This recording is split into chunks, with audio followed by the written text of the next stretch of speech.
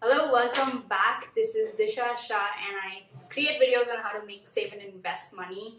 I also create some random videos sometimes because it's just fun. This is my mum. Her name is Rupal Shah. She's the mother of 2 kids and 2 felines. We have 2 cats. If you've come here from my Instagram, if you follow me on Instagram, you've already seen her many times. So I asked all of you to ask me questions that you're too afraid to ask your mums. So I'm going to be asking my mum those questions. And you guys have been pretty brutal and asked some really weird, awkward questions. So this is either going to be a fun conversation or I'm going to be in trouble after this. We don't know. Okay, let's start. Do you have anything to say? How do you feel? You're a guest on Moolah. Hello everybody first. Yeah, I'm very happy. And I wouldn't ever if I've thought my daughter would make YouTube videos and she would keep watching them. I was like, what is this going? Waste of time. But yeah, she's done well for herself and I like to be speaking to her on YouTube. Okay, first question. Let's start with an easy one. Am I a mistake or a planned child? A very well planned child because I wanted a daughter. So at that time I would ask people like, what can we do? They would say do this prayer, that prayer. But then I found out there's a Chinese calendar which, there's a way of following it. I followed that and I made sure that I have a girl. So it is like depending on the months. So I went for a time when there were 3 consecutive months where there was a chance of me having a girl. So yeah, I was so desperate to have a girl child. That is extremely planned. Yeah. That's insane. Okay. Do you think we would be friends if you weren't my mum and we were the same age? Yeah, I'm sure because you have a very calming effect on me and you're a very down-to-earth person. So I would be very comfortable. I think anybody would be comfortable to be a friend with you. Aww. Yeah.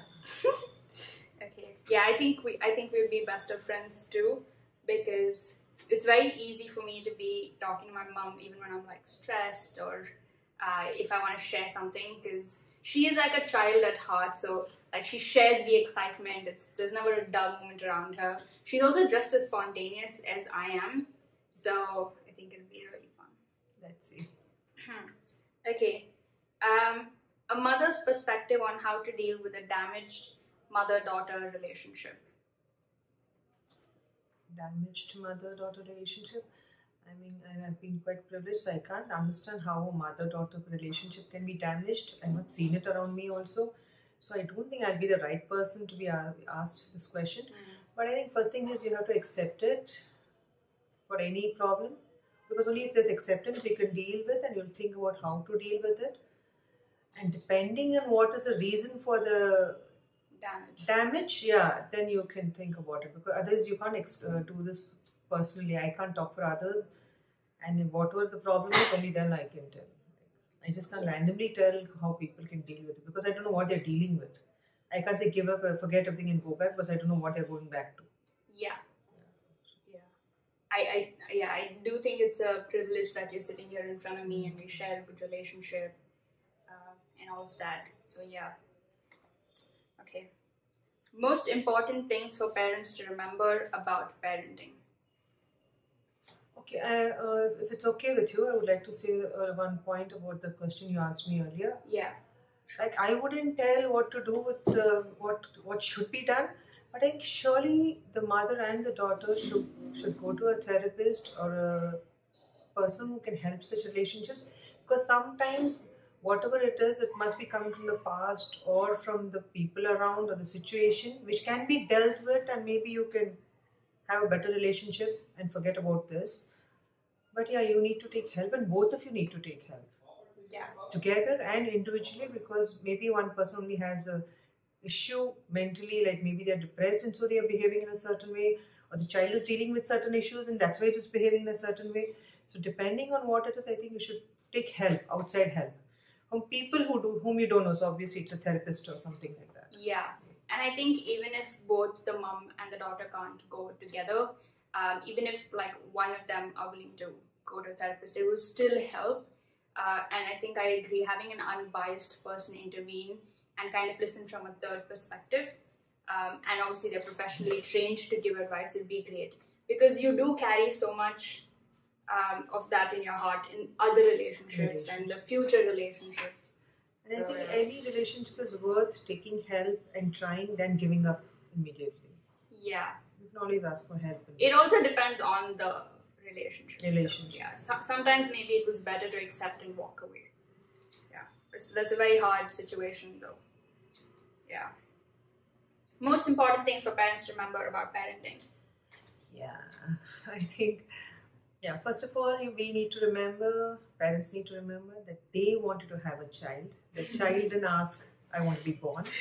Yeah, but maybe I've heard this because when people say, when parents go around, saying, I did so much for you, we did this for you, that for you, then there's always like, who asked you to? So I think, that was right.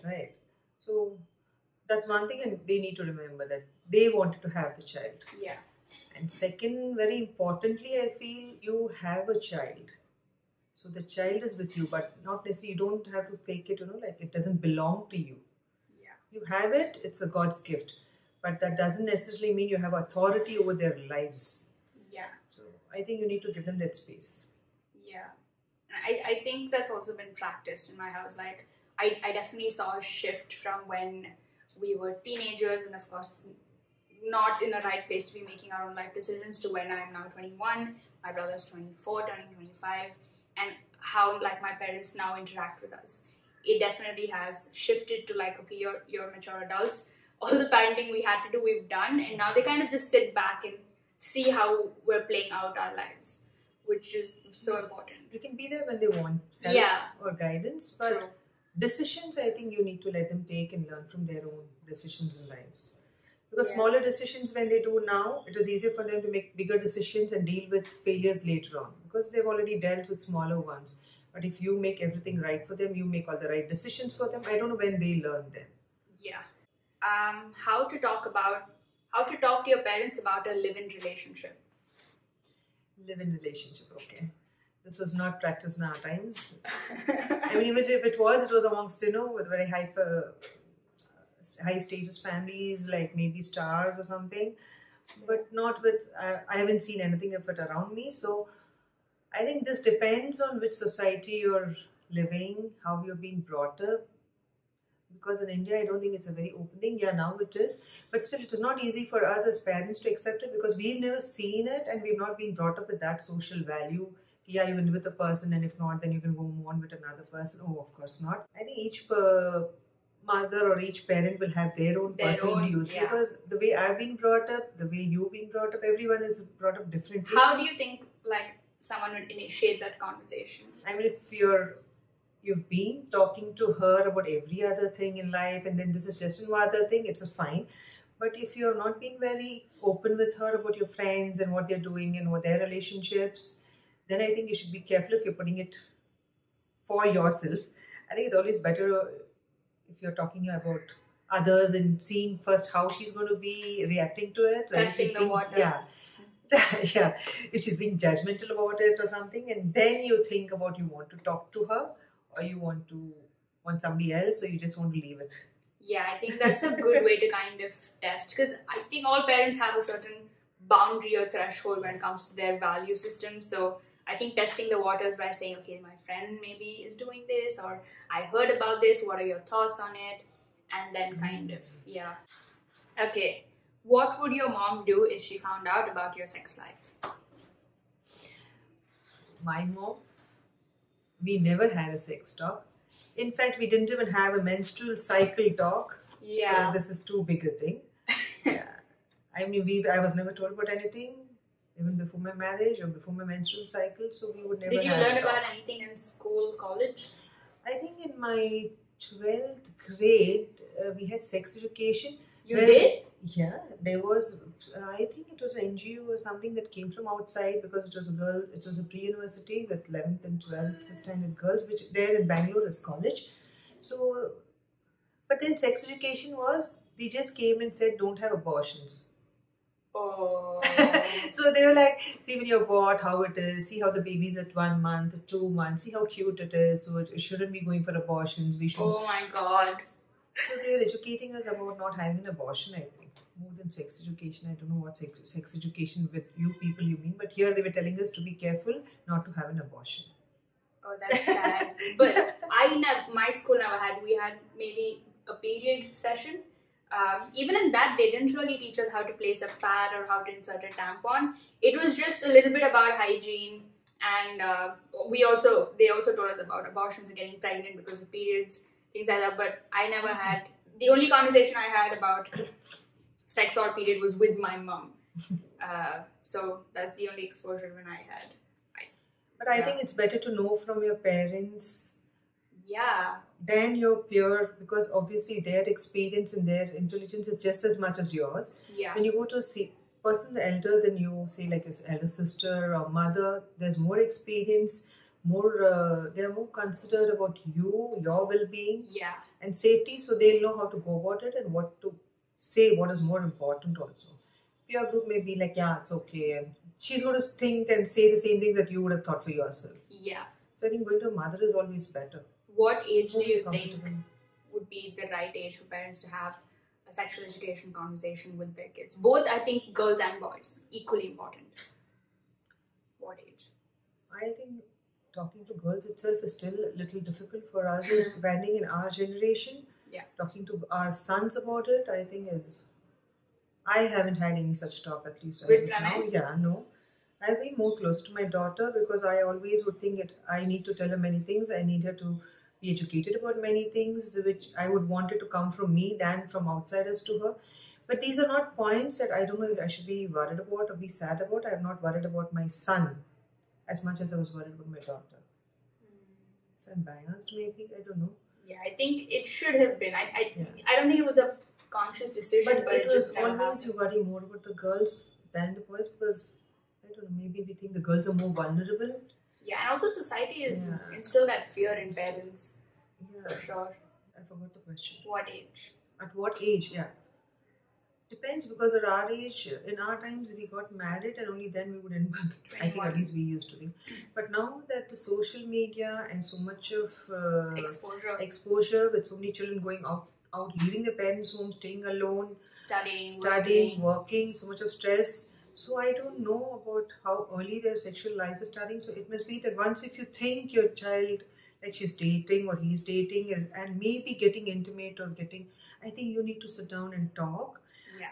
But if you think she's educated about it or he's educated, and don't need to find. But if you think that she's getting exposed on one side and maybe is not having that much of knowledge on the other side, you need to sit down and know about it and talk to them. I don't know about the boys because I've never really worried about my boy. Even I'm wondering now. I think that's why the whole conversation about equally educating both of them is important. Yeah. Because I mean, if you're kind of asking your girls to be that careful, but leaving out the male side of it, which is what usually parents are scared about, then it's not. I mean, to teach both of them to respect each other, mutual consent to be taught, and all of that, then it should be on both sides. Okay. But again, that comes up because of our upbringing. We've been close and open only with our mother. The father's always been the father figure who's there, who's paying for everything, and who's here, who was more the disciplinary person who disciplines everybody, as the mother's close to. So and that's what continues again over here, that we are closer to the same gender than the other gender, maybe. Yeah. Hopefully my generation that changes, because my generation boys are getting more involved as and more than that, you people are not very intimidated by your fathers as we were, by our brothers or fathers. Your brothers are close to you. I mean, this generation boys I've seen, they're very considerate, they're very, sweet. They don't like you're a girl, I'm a boy kind of thing. And ours, it is a girl, so you cry. And it was different then. So you people should make sure that the mistakes we did, or maybe it was not even a mistake, it just happened unknowingly, you don't do it. If you think it should not have been done, or this is the way it should have been done, you should do it. Yeah. To your children maybe, because when you're going to be parents. Yeah. Yeah. But this whole sex education talk, I think in India is growing so slowly. Like, I genuinely thought that by the time I would finish college, like there would be some sort of education that I would have received. Like, imagine if I hadn't had a conversation with my mom, I would be receiving information for sure from really different various sources, and mostly from my peers, which is not a very great way to be receiving information. Unless you have sisters, then you can reach out to them, but it's pretty sad. Sad, yeah. how can I talk to my mom about my crush? I think this is some teenage question. But I think this generation is not going to be difficult because the moms would have had crushes. Did you have a crush? Yeah, why would you think I wouldn't have it? Of course, I didn't discuss it with my mom though.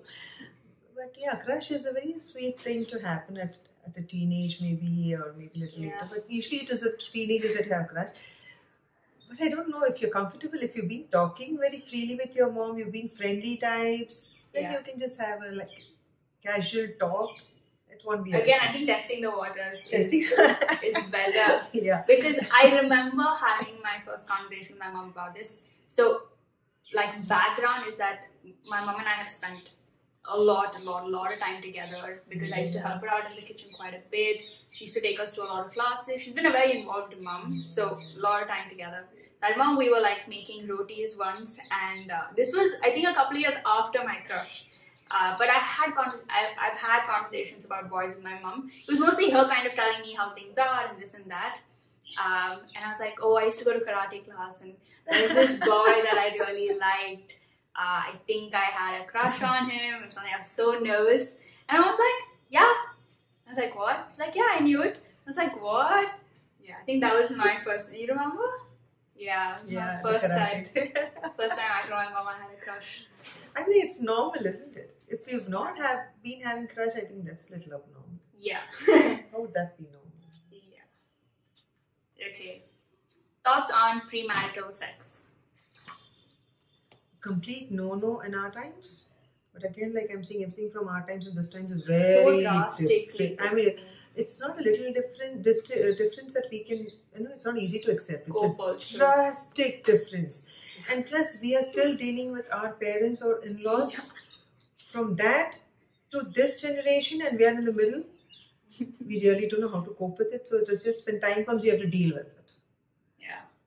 It's not an easy thing though. Yeah. But I think there's little acceptance in the peer group. They are okay. True, there's someone to talk about it. So you can talk to maybe your elder brothers or sisters. I know it, people say you should not worry about it, but after all, we are living in a society, and sometimes the societies are so close-knit, it becomes an issue. It becomes a worry if it becomes like, this girl is living with some person. But if you did remove all of that into the equation, would you judge me as a child? See, sometimes I feel, because we were engaged by 20, I mean, I was engaged at 20 and married at 21. So you can't say that your biological needs arise only when you get married after a ceremony. Yeah. So that is very stupid I didn't to think say. About that. So that is already ticking inside. Yeah. The needs are there, physical needs are there. So, and girls and boys these days marry quite late. So sometimes I think we need to understand that there may be a need. Not everybody's needs, whether it's physical or emotional, are same. Yeah. So it's not easy, but maybe we need to understand them in that perspective also. I think that way this has been such a journey for you also as parents and for us as kids to kind of constantly check up with where each other's boundaries are, how much you can kind of push them or test them or constantly communicate. Because I've seen you and dad also grow so much as parents.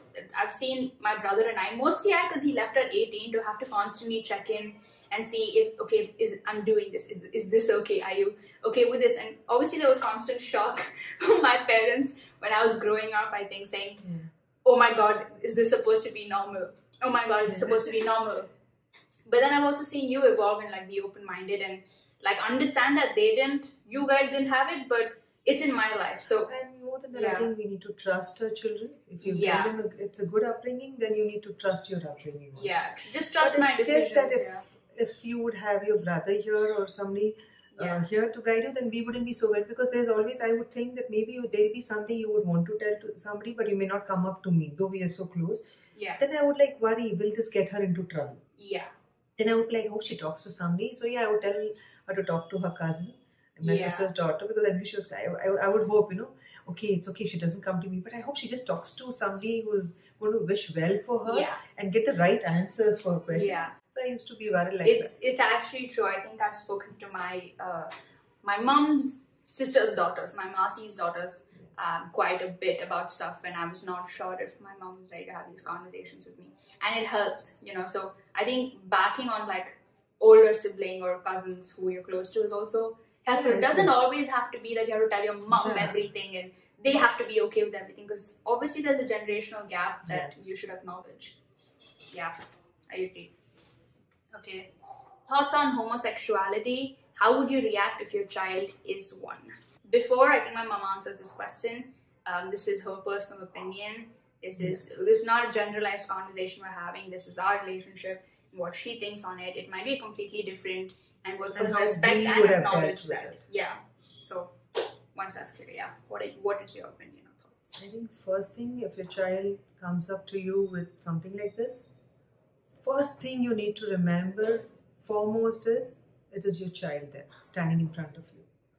Second, the child must have gone through so much of emotional stress and anxiety before coming to you itself. So the child must have, it must have been so much of courage it would have needed to come and stand there and tell you something. Yeah. So you need to acknowledge that and then think about how to deal. Yeah, first it has to be acceptance on your side. You have to accept it, which is not going to be easy because it is not something very common you see around everywhere.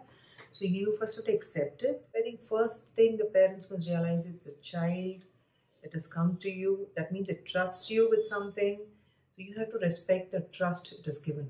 Yeah, I think you become your child's biggest cheerleaders and support system first and foremost, because that's what they need. They're scared of acceptance, and if you kind of show that hesitation in that acceptance, then it's such a it's such a hurtful thing to think that your mom or your dad might love you less because of how you identify. So you should be glad that a child had the courage and to came come out. Yeah. Because just imagine if it would have kept it to itself, it would have sulked, it would not do well in life, it would have low self-confidence and face all different. You wouldn't know what's happening. You would just think it's not intelligent or it's not doing well or it's not. It's such an introvert. It should do like this.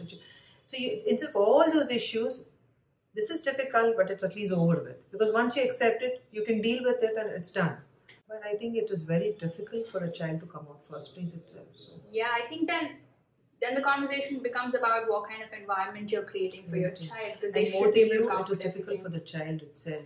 It has to deal in so many places, so many different situations. This was just one part of the dealing. There's still the whole life that they have. You put the child before you, not yourself or your society or what you're going to do. It is now what to do with the child itself and its life. You have to help the child deal with so many things.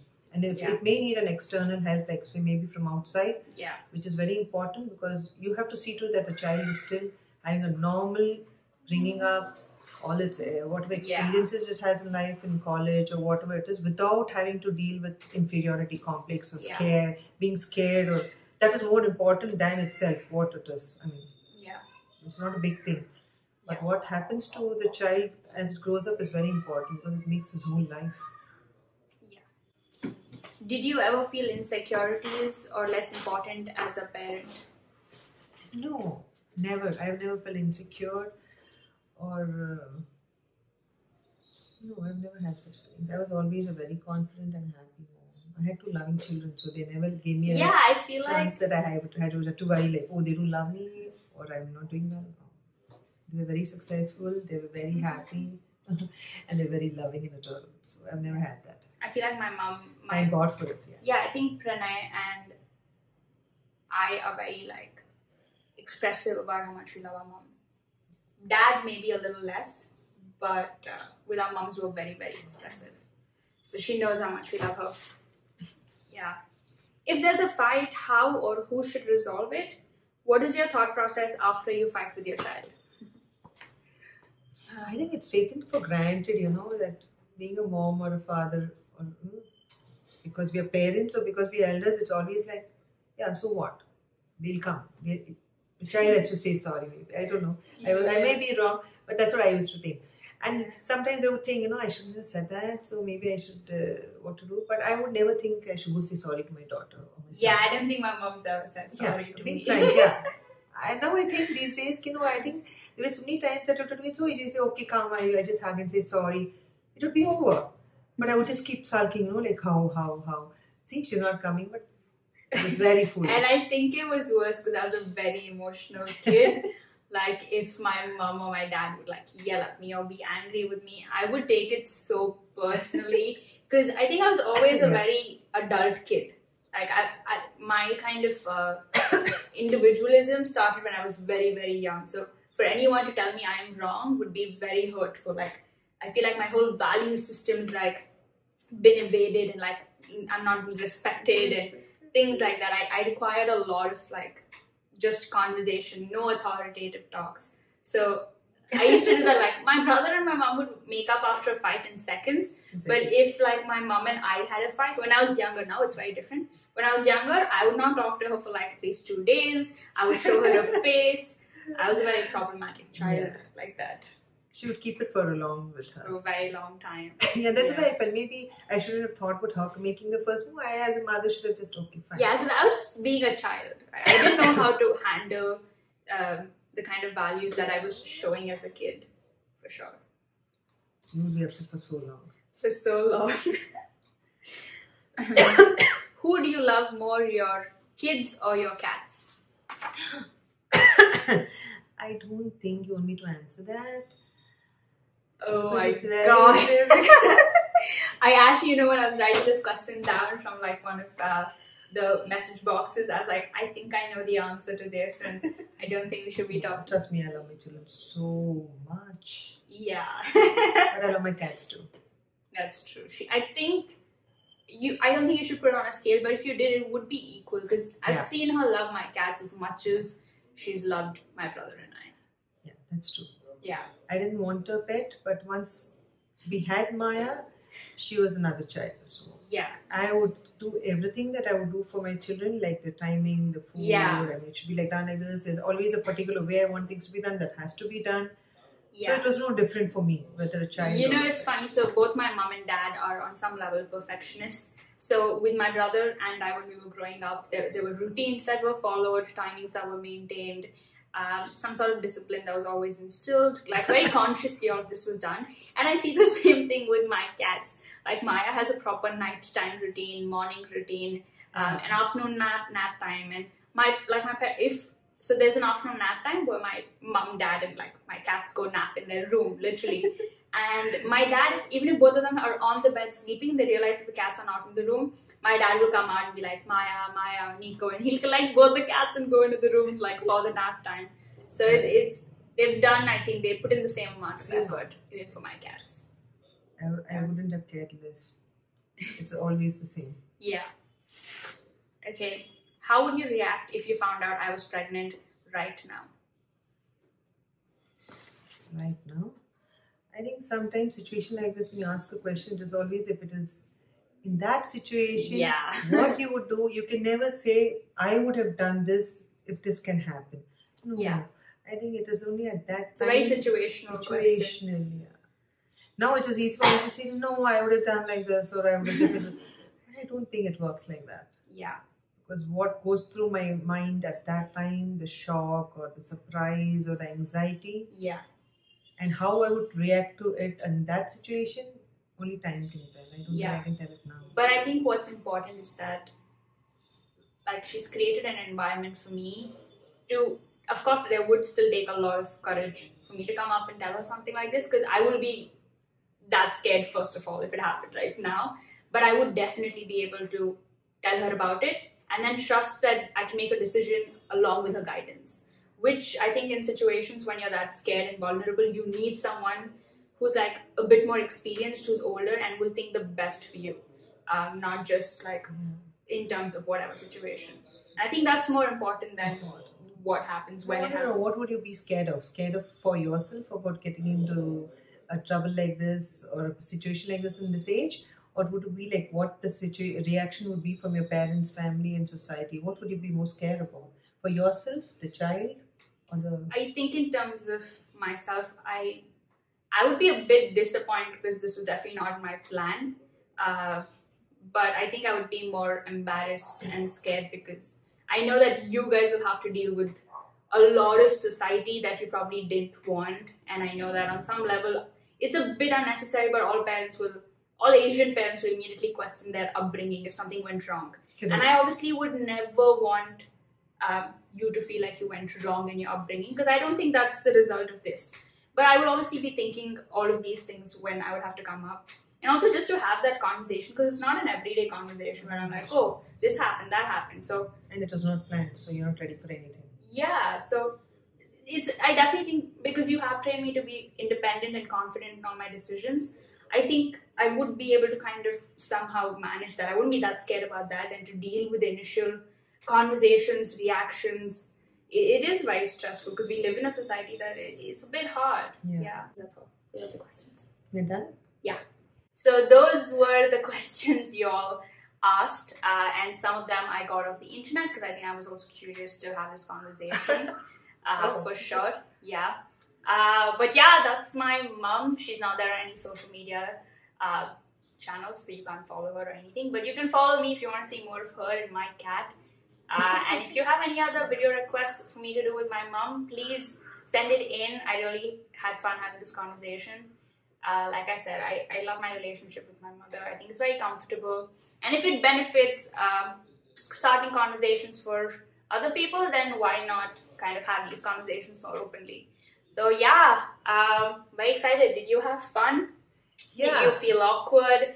No, I feel nice because I thought children are so smart today. There's so much of exposure. They wouldn't have all such questions or issues. What? Yeah, I mean, everybody is so well learned and well read, and there's so much out in the media, and the children are so smart and they're so outgoing and and meet so many people. So I thought it's all this. I didn't know these kind of questions still exist. I think parents still play a very important role. Even if I have all the information of, say, what I would do if I got pregnant right now, to have both of your approval and your kind of blessing in that journey would mean so much, right? It's obviously, you can't kind of neglect your parents in any aspect of your life. It's so much more better and fun and just loving to have your parents be a part of the journey.